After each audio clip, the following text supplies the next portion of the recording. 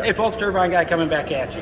Now today, I'm with Mark Morano. Morano. I just sat in on an interesting debate about climate change. Does it exist, and what are we going to do about it, kind of thing. Sure. And it got contentious for a little bit, and I really enjoyed that. Yeah, that's right. I'll tell you. But the thing that struck me as I was sitting back there watching is I thought both of you guys were right. And how do we get you guys to come together on what you're doing? Because the other side, they're absolutely right. You're dealing with a certain populace that thinks a certain way, and how do you get them to convert without just going at them? Yeah. And you're right, and I get it, because I'm a scientist myself, Navy nuclear power. I do this green energy stuff. I worked at Honeywell and JDAM projects. So I'm a scientist myself. And what's driven me nuts about all of this climate change, global warming stuff, is the lack of science, the lack of scientific method applied to what's going on. The idea is you get a pronouncement from some organization. We're not allowed to question it. If you do, you're deplatformed, silenced, shut down, uninvited from conferences. It's amazing to watch the climate messages in. It's all a political lobbying campaign to keep everyone on message. That's all it is. I think the debate, I think it's a big tent in the sense that I have a problem. My biggest problem with the Benji backer and the other side is the language that they use. They should say, regardless of your views on climate, here's a way forward. They shouldn't say, we agree with climate, and then don't spend a second so does that mean we have 10 years left and we're going to plant some trees and we're saved and that's the free market solution? They need to do that. They need to go after the alarmism, and they need to say, regardless of your view, here's our way forward, and the way forward can be free market stuff. And that was what I was talking to Benji about after. That's what we're going to talk about further, is that with the little tweaks in messaging, we don't have to be at odds. I think the reason you saw us at odds is, we were all triggered by each other's language. So we all have to, can't we all get along? That's what I'm trying to say. It's a Rodney King here. Yeah, no, you're absolutely right, and that's absolutely what happened. You guys did get caught up in the word game. And the word game is what they're using now, in my opinion, to divide us and separate us and to run their agenda.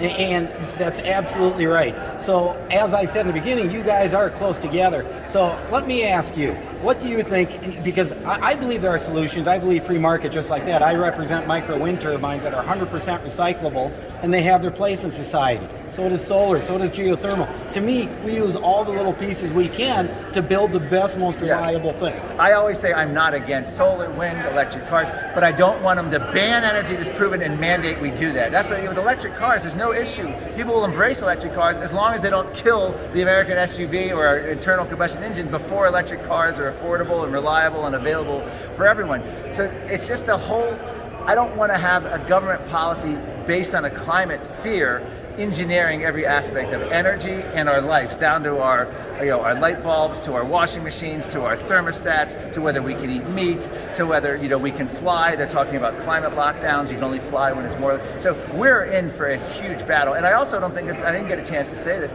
We're not even going to have a vote on the Green New Deal. We don't need no stinking vote. They're implementing it now in the Woodrow Wilson beloved administrative state. Every agency is a cabinet agency. They're implementing every aspect. The transportation bill, we saw this.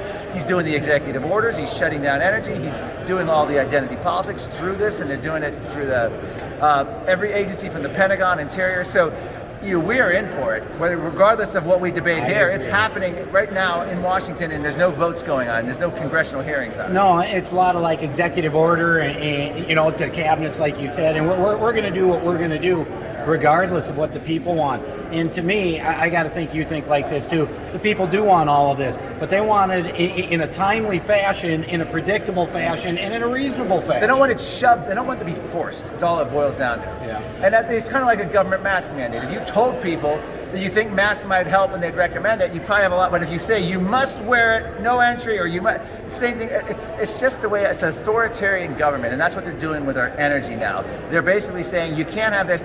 And the perverse thing is, we have a U.S. president, Joe Biden now, begging OPEC to increase oil production. We have Russian imports at an 11-year high, about to break all-time records for Russian oil. And then you have China building a coal plant a week, excited about itself as we shut down our domestic energy. This is just nuts. But hey, we should be fighting each other. That's what we proved today. That's what we proved we don't need to be doing. Exactly. I'm being sarcastic. No, I'll tell you, I had a good time watching. Well, hey, folks, Turbine Guy is going to be signing off. All right.